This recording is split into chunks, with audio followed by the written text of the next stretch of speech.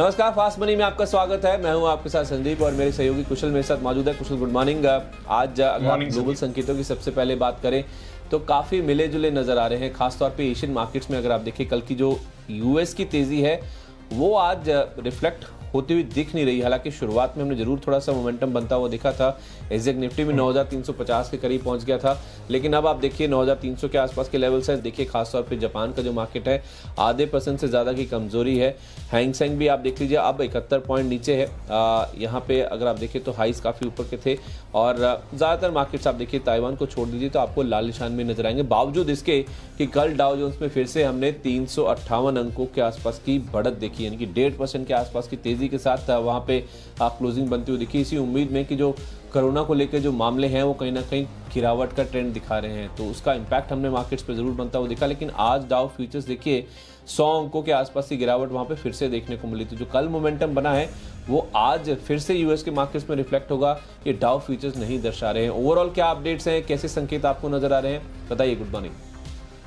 Good morning Sandeep. और यहाँ पर अगर आप देखें तो यूएस से काफी पॉजिटिव ट्रेंड जो है वो पर्टिकुलरली कोरोना वायरस को लेकर हमें समझ आ रहे हैं, जो चीज हमें दिख रही है। इनफैक्ट कल भी अगर आप देखें तो नंबर ऑफ डेथ काउंट जो थी यूएस में वो 1380 करीब जो है वो लोगों की डेथ हुई थी। तो कहीं ना कहीं ये जो आंकड़े हैं, जब 2000 की एवरेज चल रही थी नंबर ऑफ डेथ्स की, उससे काफी ज्यादा रिड्यूस होते हुए नजर आए। इनफैक्ट नंबर ऑफ मामले जो औसत स्तर था 30,000 का, जो नए मामले हर दिन मिल रहे थे, उसको अब वो घटकर करीब 20-21 हजार पर पहुंच गई है। तो कहीं ट्रेंड अभी हमें देखने को मिल रहा है और साथ ही जो यूएस इकोनॉमी से लॉकडाउन खुलने के संकेत आ रहे हैं वो काफी उनके बाजारों को सपोर्ट करते हुए दिख रहे हैं। इनफैक्ट कल के सत्र में अगर आप यूरोपियन मार्केट की तरफ देखें तो वहां पे भी कल जब मैंने आपको बताया था कि स्पेन, इटली और साथ साथ फ्रांस वगैरह में कहीं ना कहीं एग्जिट स्ट्रेटेजी और लॉकडाउन लिफ्ट होने की बातें हो रही है,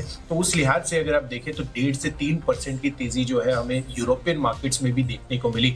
अब आज का मूड माहौल जो है वो डेफिनेटली एशियन मार्केट्स थोड़ी सी सुस्ती के साथ कारोबार कर रहे हैं, बट मुझे लग रहा है कि ये जो यूएस और यूरोप में थोड़ी सी एक्टिविटी बनती हुई दिखी है कोरोना वायरस के अपडेट को लेकर, हो सकता है बाजार उस पर थोड़ा सा पॉजिटिवली रिएक्ट जो है आज के सत्र में करता हुआ नजर आए। और एक बात संदीप, वो है कच्चा तेल की। अगर आप देखिए फिर से इसमें आज कल के सत्र में भारी गिरावट देखने को मिली। WTI क्रूड 20-22% लुढ़कता हुआ नजर आया, साथ ही ब्रेंट जो है वो भी $20 के नीचे होता हुआ दिख रहा है। तो कहीं ना कहीं कच्चे तेल की जो चिंता है, ओवर सप्लाई जो हो गई है, वो हमें देखना होगा कि भारतीय बाजार जो है उसमें आज के सत्र में कैसा रिएक्ट करते हैं।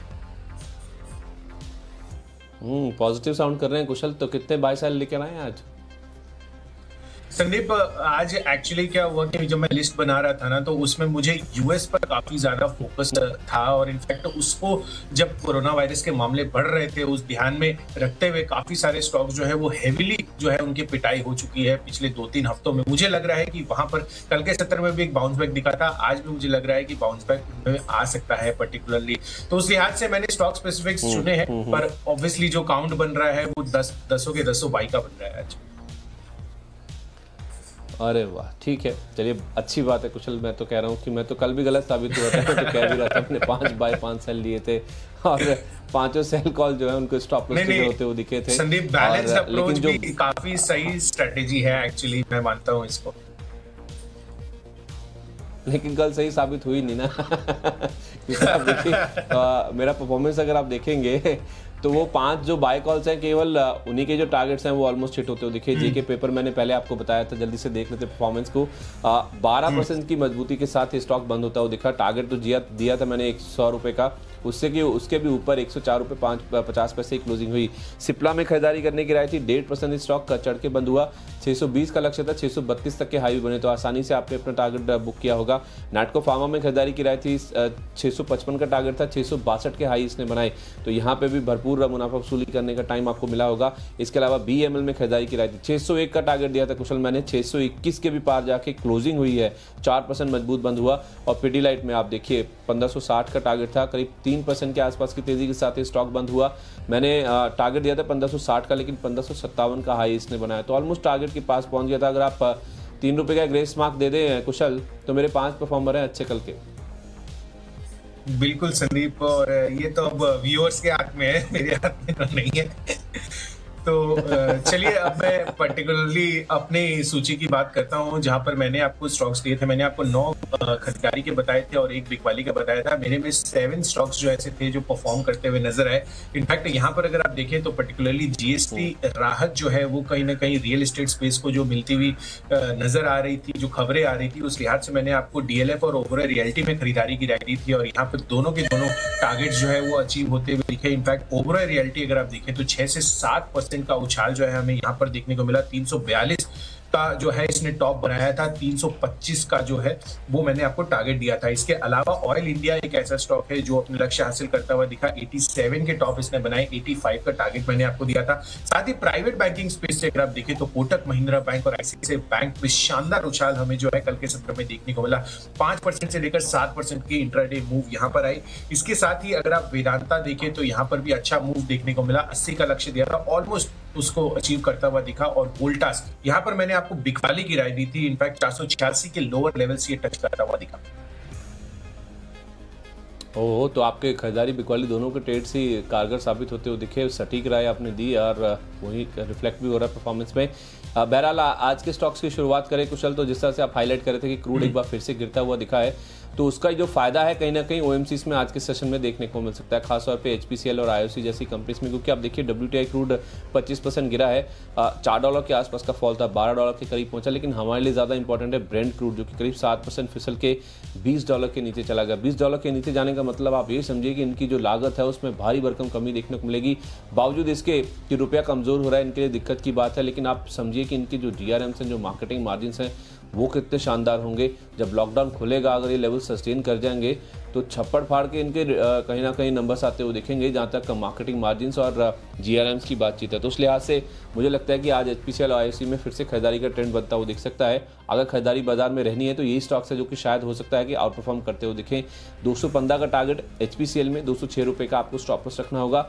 और IOC में तो आप देखिए 100 रुपये के भी डिसाइसिवली नीचे अब ट्रेड कर रहा है। 80 रुपये के आसपास के लेवल्स हैं, माउथ वाटरिंग लेवल्स हैं। देश की सबसे बड़ी ऑयल मार्केटिंग कंपनी है कुशल, और मुझे लगता है कि जिस तरह से क्रूड गिर रहा है, 85 रुपये ये आपका टारगेट प्राइस होगा। आप 80 रुपये 50 पैसे के आसपास का स्टॉप लॉस रख लीजिए। पहले 2 स्टॉक्स आपके कुशल। बिल्कुल संदीप, इनफैक्ट जो यूएस में कल जो तेजी बनी थी, मुझे लग रहा है कि कल पर्टिकुलरली अगर आप इंडियन मार्केट्स में भी देखें तो जो ग्लोबल ऑटो कंपोनेंट कंपनियां हैं, चाहे वो टायर कंपनियां हो, चाहे वो बाकी कार के पार्ट्स बनाती हो, वहां पर शानदार तेजी बनती हुई नजर आई। इनफैक्ट यही स्टॉक्स थे जो काफी ज्यादा इनकी पिटाई हुई थी जब भी यूएस में कोरोना वायरस की चिंताएं लगातार बढ़ती हुई, क्योंकि इनका एक्सपोजर जो है वो काफी ज्यादा हेवीली डिपेंडेंट है यूएस और यूरोपियन मार्केट्स में। तो उस लिहाज से मैंने बालकृष्ण इंडस्ट्रीज जो है ये पहला स्टॉक चुना है। कल के सत्र में भी 4-4.5% का शानदार अपमूव इसने दिखाया था। मुझे लग रहा है कि आज ये तेजी यहाँ पर कंटिन्यू रह सकती है फर्दर, क्योंकि जो अभी यूएस से कोरोना वायरस के नंबर्स आ रहे हैं, जो ट्रेंड डिक्लाइनिंग दिख रहा है, वो काफी अच्छी तेजी इसमें बना सकता है। और इनफैक्ट कच्चा तेल जो है वहां पर भी देखिए आप लगातार प्रेशर बना हुआ है, जो कि इनका एक की रॉ मटेरियल है, तो यहाँ पर काफी अच्छी तेजी बन सकती है। बालकृष्ण इंडस्ट्रीज में खरीदारी कीजिए 932 लक्ष्य के लिए और 870 का आपको स्टॉप लॉस लगाना होगा। इसके अलावा अपोलो टायर्स है। इनफैक्ट यहाँ पर अगर आप देखें तो यहाँ पर नीदरलैंड्स और हंगरी में इनके प्लांट हैं और यूरोप से खबरें ये आ रही हैं कि कहीं ना कहीं लॉकडाउन थोड़ी से और लिफ्ट हो सकते हैं। तो उस लिहाज से इनकी फैक्ट्रीज और ऑपरेशन रिज्यूम अगर होते हैं तो इनके लिए काफी ज्यादा पॉजिटिव होगा। कच्चा तेल डेफिनेटली एक और फैक्टर है। तो अपोलो टायर्स में भी आप खरीदारी करके चलिए, काफी ज्यादा पिट चुका है ये स्टॉक काफी दिनों में। तो 93 के लक्ष्य के लिए यहाँ पर भी आप खरीदारी कीजिए और 85 का आप स्ट्रिक्ट स्टॉप लॉस मेंटेन कीजिए। ठीक है, तो auto stocks, auto ancillary stocks पे बुलिश है कुशल। मैक्स फाइनेंशियल एक स्टॉक है जो कि कल भी आप देखिए वायदा बाजार में काफ़ी दमदार परफॉर्मेंस दिखा रहा था। आज भी हो सकता है यहाँ पे एक्शन भरपूर बनता हुआ दिखे, क्योंकि न्यूज़ फ्लो ऐसा है कि एक्सिस बैंक हो सकता है मैक्स लाइफ इंश्योरेंस में 30% हिस्सा खरीदने की योजना बना रहे हैं। 1600 करोड़ में हो सकता है कि ये 30% हिस्सा खरीदा जाए और मैक्स लाइफ के बोर्ड पर एक्सिस बैंक के करीब 3 से 4 नॉमिनी भी होते हुए दिखेंगे। ये वो खबर है जिसका बाजार बहुत देर से, लंबे समय से इंतजार कर रहा है, जिस एंटिसिपेशन में हमने स्टॉक में दोनों तरफा मूव्स बनते हुए दिखे हैं। पहले चला भी बहुत ज़्यादा, उसके बाद करेक्ट भी हुआ और अब फिर से अब ये न्यूज़ फ्लो जो आ रहा है ये कहीं ना कहीं मैक्स फाइनेंशियल के लिए काफ़ी बड़ा पॉजिटिव ट्रिगर बनता हुआ दिखेगा। एक डिसाइसिव मूव ऊपर की ओर आ सकता है। 470 रुपये ये आपका टारगेट है। 447 रुपये का आपको स्टॉप लॉस रखना होगा। अगला नाम जो है वो है शिपिंग कॉर्पोरेशन ऑफ इंडिया यानी कि SCI का। ये इसलिए क्योंकि एक तो इन्होंने एक जो वेसल है वो डिलीवर किया है अपना, श्रीलंका में कंपनी है उसको। लेकिन उससे ज़्यादा जो बड़ा ट्रिगर मुझे नज़र आता है कुशल, वो ये है कि जब जब मैंने देखा है ये क्रूड गिरता है ना, तब ये जो शिपिंग वाली कंपनीज है जो कि ऑयल टैंकर जिनके चलते हैं, वो कहीं ना कहीं काफ़ी ज़्यादा बेनिफिट करते हुए दिखते हैं, क्योंकि इनको प्राइस से कोई मतलब नहीं है। इनको तो अपना माल ढुलाई जो भाड़ा है वो लेना है, और उस लिहाज से जितना ज़्यादा क्रूड गिर रहा है उतनी ज़्यादा स्टोरेज करने की जो होड़ है वो कहीं ना कहीं मचती हुई दिख रही है। और स्टोरेज कैपेसिटी को लेकर अब ठीक है, जो अब बात है वो अलग है, लेकिन हाँ देखिए इनकी जो डिमांड है उसमें कहीं ना कहीं ऑयल टैंकर्स की जहाँ तक बात है उसमें कहीं ना कहीं इजाफा देखने को मिलेगा। और शिपिंग कॉर्पोरेशन का बड़ा एक्सपोजर है जहाँ तक कि ऑयल टैंकर्स की बात है। तो मुझे लगता है आज बड़ा मूव भी बनता हुआ दिखा 10% के आसपास का, तो कोई हैरानी की बात नहीं होगी। आप 49 का टारगेट लेके इसमें खरीदारी करें, 44 रुपीज का स्टॉप लॉस रख लीजिए। बिल्कुल संदीप, इनफैक्ट ये चीज तो देखनी डेफिनेटली इंपॉर्टेंट होगी कि शिपिंग कॉर्पोरेशन ऑफ इंडिया आज कैसा परफॉर्म करता है। उसके अलावा जो मेरी सेट ऑफ स्टॉक्स है, पर्टिकुलरली मैंने आपको बालकृष्ण इंडस्ट्रीज और अपोलो टायर्स, 2 टायर स्टॉक्स बताए हैं, और मुझे लग रहा है कि मदरसन सुमी ये एक ऐसा स्टॉक है, कल के सत्र में काफी शानदार परफॉर्मेंस इसने डिलीवर की थी। इनफैक्ट इंट्राडे में तो ये 9-9.5% का अपमूव इनके फ्यूचर्स के प्राइसेस में हमें देखने को मिले थे। तो मुझे लग रहा है कि आज जो है मदरसन सुमी के लिए काफी पॉजिटिव डे साबित हो सकता है। काफी ज्यादा पिटाई हो चुकी है संदीप इस स्टॉक की, तो मुझे लग रहा है कि यहाँ पर तेजी बन सकती है आज। इनफैक्ट 80 रुपए का लक्ष्य जो है आज आपको इसमें बनाकर चलना है, और 72 का आप स्टॉप लॉस बनाइए। साथ ही भारत फोर्ज ये भी एक ऐसा स्टॉक है जहां पे अगर आप यूएस की पर्टिकुलरली बात करें तो इनका 40% रेवेन्यू जो है यूएस से आता है। और कहीं ना कहीं ये जो चीज हो रही है अभी यूएस और यूरोप में, जो लॉकडाउन लिफ्टिंग की बातें हो रही हैं और जो number of cases declining trend पर जा रहे हैं, वो इनके लिए काफी पॉजिटिव साबित ट्रिगर हो सकते हैं। तो उसके हाथ से भारत फोर्ज में भी आप खरीदारी करके चलिए। आज 278 का टारगेट रखना है, 262 का स्टॉप लॉस। ऐसा लग रहा है कुशल आपने ग्लोबल टीम खड़ी कर दी आज के लिए। बिल्कुल संदीप। चलिए ठीक है, मेरे लिस्ट में जो 5वां नाम है आज के लिए वो है आरबीएल बैंक का। कल भी आप देखिए स्टॉक में काफी दमदार एक्शन देखने को मिल रहा था। और कुशल आप देखिए जहां तक हमारे जो एक्सपर्ट्स हमारे साथ शामिल हो रहे हैं चैनल पे, हर कोई यही कह रहा है कि बैंकिंग स्पेस कहीं ना कहीं आउट परफॉर्म करता हुआ दिखेगा। खासतौर पे जो प्राइवेट बैंक्स हैं उनमें काफ़ी अच्छा एक्शन बनता हुआ दिखेगा।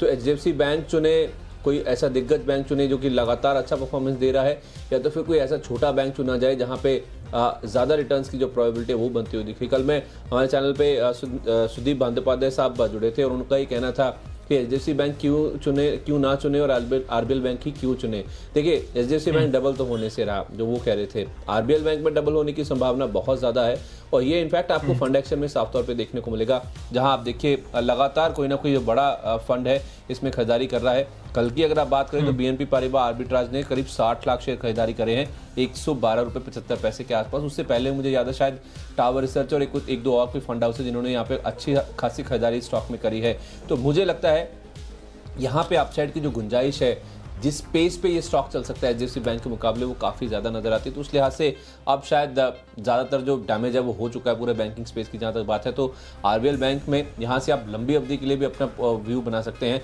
आज के लिए 123 का टारगेट है, 115 रुपये का स्टॉप लॉस रखें। बिल्कुल संदीप, इनफैक्ट पिछले कुछ दिनों से बैंक्स और एनबीएफसीज ही एक ऐसे स्पेस है जिनमें भारी बिकवाली जो है हमें नजर आई थी। इनफैक्ट पर्टिकुलरली अगर आप देखें तो काफी हेवीली अंडर प्रेशर था, तो अब मार्केट के अपमूव में ये भी काफी अच्छा पार्टिसिपेट करता है। आज देखना होगा कि ये कैसे जो है अपने ट्रेंड दिखाता है। तो चलिए 5वां स्टॉक जो है मेरी सूची में आज रियल एस्टेट से है। कल भी मैंने आपको ये स्टॉक रेकमेंड किया था, डीएलएफ इसका नाम है। इनफैक्ट मुझे लग रहा है कि कल ओवरऑल रियलिटी में जो अच्छी खासी तेजी बनी थी, डीएलएफ ने भी दौड़ लगाई थी 3-3.5% की, पर मुझे लग रहा है कि यहाँ पर अपमूव जो है आज के सत्र में और अच्छा हो सकता है। आप देखिए 250 के लेवल से ये करीब 120-125 के लेवल्स पर आता हुआ दिखा है। तो लग रहा है कि आज जो मार्केट का मोमेंटम बनेगा उसमें डीएलएफ जो है पार्टिसिपेट कर सकता है। तो 137 के टारगेट के लिए आप यहां पर खरीदारी कीजिए और 127 का आप स्टॉप लॉस लगाइए। ओके ठीक है, ये तो 5-5 शेयरों की सूची है जो कि आपके सामने थी। अब जो बाकी बचे और 5 स्टॉक्स हैं उनके ऊपर फोकस करते हैं। मेरे लिस्ट में जो छठा शेयर है वो है अंबुजा सीमेंट का। इसमें आज आपको खरीदारी करके चलनी है। एसीसी के नंबर्स हमने ऑलरेडी देखे, वो काफ़ी शानदार थे। नंबर्स का एक्सपेक्टेशन भी बहुत अच्छा था, लेकिन अंबुजा सीमेंट की जहाँ तक बात है कुशल, तो नंबर्स अच्छे रहेंगे या बहुत शानदार रहेंगे एसीसी की तरह उसकी उम्मीद नहीं थी, लेकिन उसके विपरीत आप देखिए नंबर्स बहुत शानदार देखने को मिल रहे हैं। खासतौर पर आप देखिए इनका जो मुनाफा है वो करीब 399 करोड़ यानी कि 400 करोड़ के आसपास रहा है, 380 करोड़ रहने का अनुमान है। लेकिन मुझे जो सबसे अच्छी चीज़ लगी है वो है इनका ऑपरेशनल परफॉर्मेंस। जो कामकाजी फ्रंट पे इन्होंने नंबर रिपोर्ट किए हैं, खासतौर पे EBITDA आप देखिए जो कामकाजी मुनाफा है 603 करोड़ आया। हमारा अनुमान था 491 करोड़, यानी कि 500 करोड़ से कम रहना था, 600 करोड़ के पार जाता हुआ दिखा। 30% की बढ़त है। हम कह रहे थे मार्जिन जो 15.8% है वो बढ़कर 17.8% यानी कि 2% का इजाफा होगा। 21.5% के आसपास के मार्जिन से उन्होंने रिपोर्ट किए हैं, यानी कि लगभग 5.5% के आसपास की बढ़त इनके जो मार्जिन है उसमें देखने को मिली है। तो ज़बरदस्त परफॉर्मेंस है। जहाँ तक ऑपरेशनल नंबर्स की बात है, मुझे लगता है कि अंबुजा सीमेंट नंबर्स के दम पे आज 180 रुपये तक की चाल दिखा देगा। 170 रुपये का आपको स्टॉप लॉस रखना होगा। बजाज फाइनेंस, ये अगला स्टॉक है मेरी लिस्ट में। इनफैक्ट आज का आखिरी बाय कॉल है मेरी लिस्ट में। बजाज फाइनेंस को चुनने की वजह, जैसे आप कह ही रहे थे कुशल, की पिछले कुछ दिनों में हमने सबसे ज़्यादा पिटाई बैंकिंग और NBFC स्पेस में होती हुई दिखी। और बजाज फाइनेंस तो आप देखिए ये एक ऐसा हाई बीटा नेचर का स्टॉक है, जब गिरता है तो 10% एक ही दिन में गिर जाता है, जब चलता है तो जबरदस्त एक्शन देखने को मिलता है। और आज इसे खासतौर पर चुनने की वजह कुशल ये है, मैं एक जगह कुछ डेटा पॉइंट्स रीड कर रहा था, जून 2016 के बाद सबसे बड़ा वॉल्यूम कल के सेशन में स्टॉक में देखने को मिला है और कल करीब 3.5% के आसपास की मजबूती थी। यानी कि जो तेजी के हाथ है वो कल फिर से आप देखिए, जो परसों बड़ी गिरावट स्टॉक में देखने को मिली थी उसके बाद कहीं ना कहीं पड़ते हुए दिखे हैं। तो हो सकता है अब यहाँ से डिसाइसिव मूव एक ऊपर की ओर देखने को मिले। मैंने टारगेट दिया 2100 रुपये का, ये स्पॉट के लेवल्स आपके सामने हैं और 2025 के आसपास का आपको स्टॉप लॉस रखना होगा। बिल्कुल संदीप, इनफैक्ट आप अंबुजा सीमेंट्स की बात कर रहे थे, तो यहाँ पर एसीसी के बाद अंबुजा सीमेंट्स में जो मार्जिन्स का रुझान देखने को मिला है, जो इम्प्रूवमेंट दिखी है वो काफी सिग्निफिकेंट रही है। उस लिहाज से मैंने भी 2 सीमेंट काउंटर चुने हैं। मेरी अगली जो स्टॉक्स की सूची है उसमें हिडेलबर्ग सीमेंट जो है ये पहला नाम है। यहाँ पर खरीदारी का आपको करके चलनी है 164 के टारगेट के लिए। कैश स्टॉक्स का जो है कैश सेगमेंट का ये स्टॉक है और यहाँ पर अच्छी तेजी आज बनती हुई नजर आ सकती है अंबुजा सीमेंट के नतीजों के लिहाज से। तो 164 का टारगेट इसमें बनाइए और 153 का आप स्टॉप लॉस बनाकर चलिए। इसके अलावा जेके लक्ष्मी सीमेंट, इनफैक्ट इनके कुछ दिन पहले खबर भी आई थी कि इनके ऑपरेशंस जो है दोबारा रिज्यूम हो गए हैं। तो कहीं ना कहीं, और भारत आप देखिए आप लॉकडाउन 2.0 के एंड पर पहुंचता हुआ नजर आ रहा है, तो प्रोडक्शन और साथ ही कंस्ट्रक्शन एक्टिविटीज दोबारा शुरू हो सकती है। तो इस लिहाज से जेके लक्ष्मी सीमेंट जो है यहाँ पर खरीदारी करके चलिए। 206 का टारगेट बनाइए और 192 का स्टॉप लॉस। ठीक है, बाकी बचे जो 3 स्टॉक्स हैं मेरी लिस्ट में वो सारे बिकवाली के स्टॉक्स हैं और कुशल एक साथ आपको बता रहा हूँ। पहला नाम है अदानी पावर का, इसके फ्यूचर्स में आपको बिकवाली करनी है। नंबर्स खराब आए हैं। जहाँ तक इनके घाटे की बात है, हम कह ही रहे थे कि घाटा आएगा। 635 करोड़ का मुनाफा था, उसके सामने 800-850 करोड़ का घाटा आएगा। 1313 करोड़ रुपए का घाटा इन्होंने पोस्ट किया। जो हमारा अनुमान था उससे भी कहीं ना कहीं आप देखिए 500 करोड़ रुपए ज़्यादा इन्होंने अपने जो नंबर्स हैं वो रिपोर्ट किए हैं। EBITDA की जहाँ तक बात है, हम एक्सपेक्ट कर रहे थे कि 1100 करोड़ रुपए के आसपास के नंबर्स आएंगे, लेकिन 200 करोड़ रुपए के आसपास का EBITDA उन्होंने रिपोर्ट किया है। मार्जिन हम अनुमान करते बढ़कर आएंगे, 9% से बढ़कर 18% हो जाएंगे। 3.3% के ही इन्होंने जो मार्जिन है वो रिपोर्ट किए हैं। वॉल्यूम्स में 12% की गिरावट हुई है। तो जो पूरी तरह से लॉकडाउन का इम्पैक्ट है वो तो देखने को मिल ही रहा है, और दूसरा इनके जो एक प्लांट है उसको लेकर जो दिक्कतें हैं वो भी कहीं ना कहीं साफ तौर पे रिफ्लेक्ट हो रही हैं। एक ही दिक्कत है कि वायदा बाजार से बाहर हो रहा है, कुछ शॉर्ट पोजीशंस कट ना जाए। मुझे लगता है कि अगर ये ऊपर खुल भी जाए तो आप शॉर्ट कर सकते हैं। 29.5 रुपये का टारगेट होगा, 31.40 का आपको स्टॉप लॉस रखना होगा। और उसके साथ साथ जो 2 शॉर्ट हैं, ये जो परपेचुअल हैं, कुशल आपको याद होगा ONGC ऑयल इंडिया कई बार मैंने आपको बताए हैं, दोनों के फ्यूचर्स में शॉर्ट करने की राय है। जैसे OMCs के लिए ये फायदा है, क्रूड गिर रहा है, ये इनके लिए घाटा है क्योंकि ये तेल उत्पादक कंपनियां हैं। $20 के नीचे के लेवल्स आप समझते हैं ब्रेंट के, आप देखिए शायद इनकी जो कॉस्ट है वो भी ना रिकवर होती हुई दिखे। तो उस लिहाज से $20 के रिलेशन, जो कंपनियां $60 के रिलेशन कमाती थी, उनके लिए आप समझिए 1/3 कारोबार तो वैसे ही चला गया, और गैस की डिमांड है नहीं वो लॉकडाउन की वजह से। तो ONGC ऑयल इंडिया में बिकवाली के परफेक्ट मौके हैं। 66 का टारगेट ONGC के फ्यूचर्स में, ऑयल इंडिया के फ्यूचर्स में 83 रुपये का टारगेट लेकर शॉर्ट कर सकते हैं। बिल्कुल संदीप, तो मैं ये मान लूं कि ONGC और ऑयल इंडिया आप हमेशा लेंगे जब भी क्रूड में जो है इतना बड़ा बदलाव आएगा।